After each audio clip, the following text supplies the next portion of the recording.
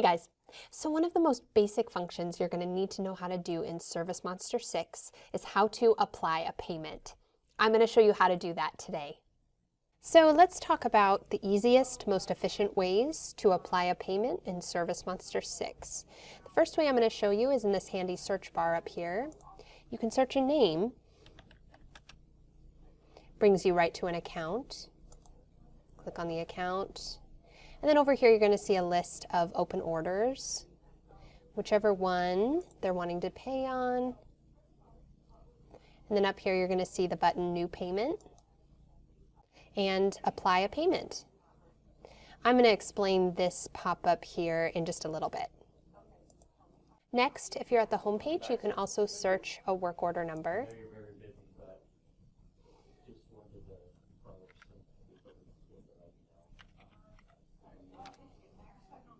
That brings you right to the order that needs a payment. And once again, click the New Payment button, New Payment, and apply the payment. Another way to apply a payment in ServiceMonster 6 is through the Orders tab in the Navigator. Here you can search a specific work order number that needs the payment, or if you see it here, just click on the number. Once again, New Payment, New Payment, and apply the payment to the account. One more super easy way to apply a payment is through this guy right here, Invoices with Balance Due. It's going to show you all the orders that have a balance due on it. Say this is our invoice. Once again, New Payment, apply the payment. There are many ways to apply a payment in ServiceMonster 6, but those are our most popular avenues. If you go to Orders, you'll also notice this Payments button. This brings you right to the New Payments as well. If the account is not already selected, you can search it by clicking on the magnifying glass here.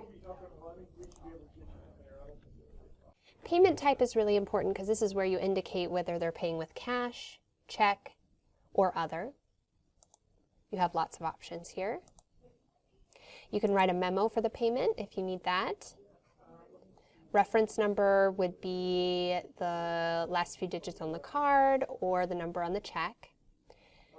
The amount is the total amount of the payment.